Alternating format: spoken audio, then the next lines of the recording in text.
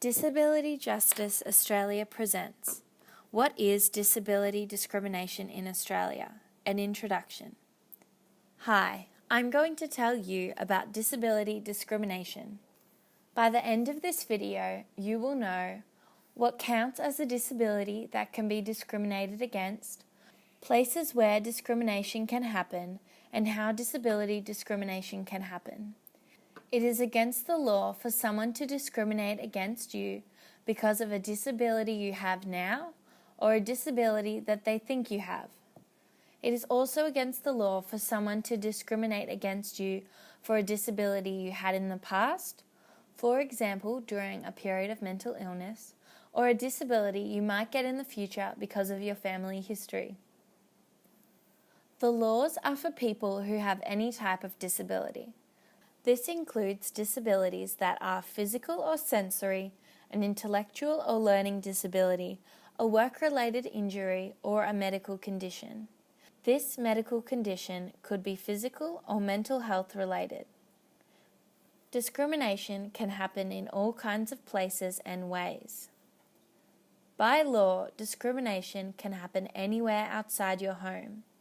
It can happen at work and in the job recruitment process, at sports, community and social clubs, at school, universities, TAFE and private colleges where they are providing you education or assessing your application to study there, at shops, cinemas, theatres, cafes and restaurants, at swimming pools, libraries, parks and on the streets.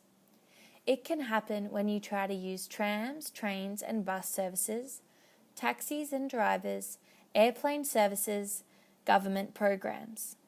It can happen when you are applying for a place to live or stay, buying property, applying for a government program. Now you know some of the places discrimination can happen.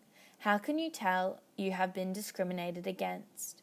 There are two kinds of discrimination, direct and indirect. Let's talk about both.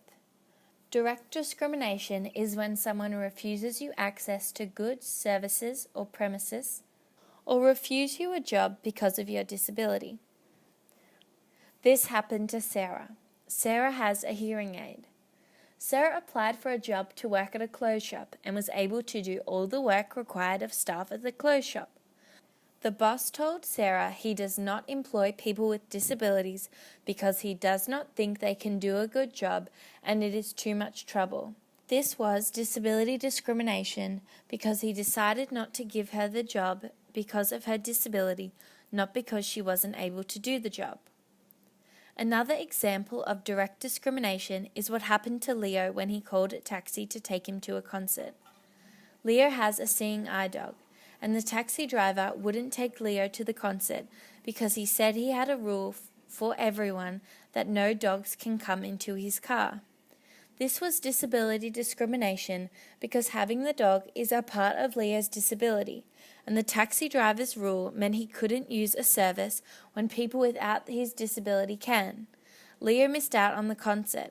The taxi driver should have changed his rule for Leo. Another example of treating people differently and badly because of their disability is if people try to charge you more to receive a service because of your disability. For example, if a taxi or airplane tried to charge you more for helping with your disability requirements. Indirect discrimination is when goods or services or access to the premise are designed only for people without disabilities and you cannot use it. This happened to Jack. Jack was in a wheelchair and wanted to go into the bookstore to buy a book for his mum for her birthday. The shop he wanted to go into had shelves blocking the entrance, and Jack could not move into or around it. Jack couldn't buy his mum the present he wanted to get her. The shop should have arranged the furniture so that people with disability could enter and move around inside the shop. Another example of indirect discrimination is what happened to Jack at school. Jack asked his school to build a ramp at the entrance of the school and schedule his timetable so all his classes could be on the first floor of the school. He was in year 11 and it would be very stressful to change schools. The school refused to make these adjustments for him and said he would be better off in a special school. This was disability discrimination. The law says that people and places must make changes to treat you fairly. Sometimes it might be hard or cost too much for people to make changes for you, but they have to prove it is too hard to make changes to get out of a charge of disability discrimination. You should also know that carers and parents of people with disability can also suffer disability discrimination.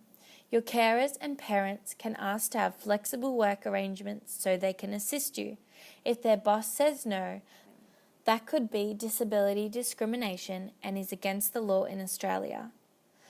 They could also suffer disability discrimination if they cannot go to an event with you because you cannot get access because of your disability.